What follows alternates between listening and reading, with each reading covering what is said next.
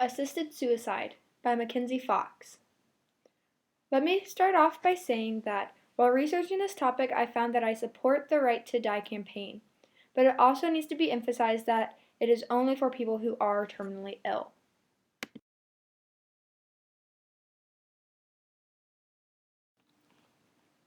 What is assisted suicide? Assisted suicide is the option for people who are terminally ill to die by taking lethal drugs prescribed by physicians. This happens on the patient's own terms. Who does assisted suicide?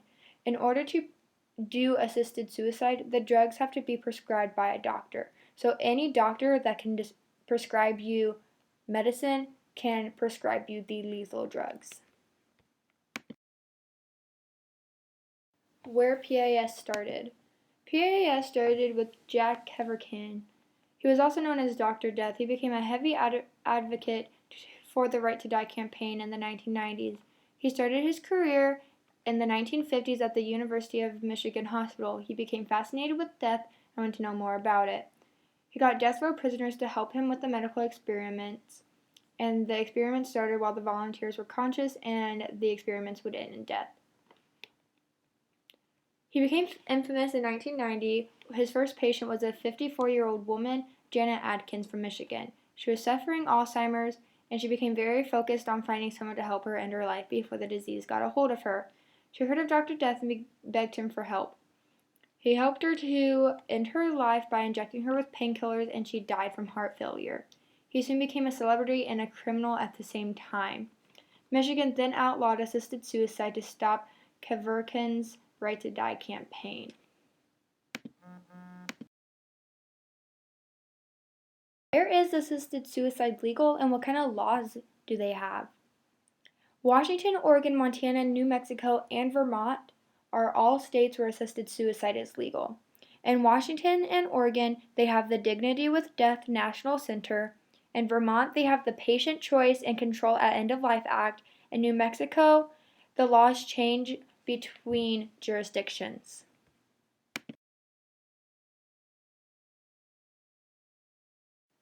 Death with Dignity National Center is a nonprofit organization. It promotes death with dignity laws and options for the dying. Death with Dignity defends dignity, mobilizes dignity, and preserves dignity. It does this by extensive and costly legal defense of death with dignity laws.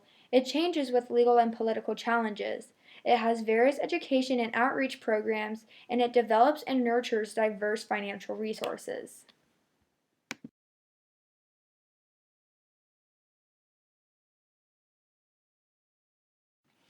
Why should we legalize PAS?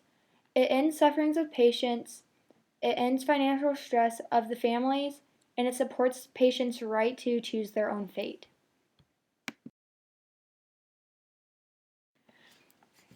PAS ends suffering by letting the patients die before the illness takes over them. It kills them by heart failure, and it's quick. It's not painful, it's not slow and agonizing, it's quick. In addition to end suffering, it can also end the money stress that comes along with the medical assistance. Medical technology is very expensive. Most terminally ill patients know that the medical bills are expensive, and if assisted suicide is an option, then it can ease their minds of feeling like a burden. It can end their suffering and also end the financial burden on the families. In the article, Economic Aspects of Euthanasia, it says that 66% of cases, the reason for patients' requests was because they did not want to be a burden on the family.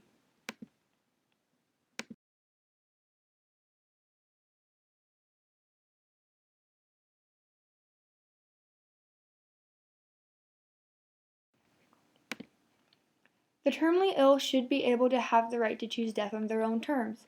It can be argued that it is the liberty to choose assisted suicide, and it shouldn't be denied. Those dying can use this liberty to pursue their own happiness.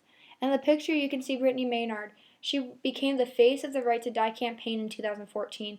She got diagnosed with brain cancer and moved to Oregon to have her option of assisted suicide. She kept the pills for months before she took them, and she got to die the way she wanted to. She raises the question, Who has the right to tell me I do not deserve this choice?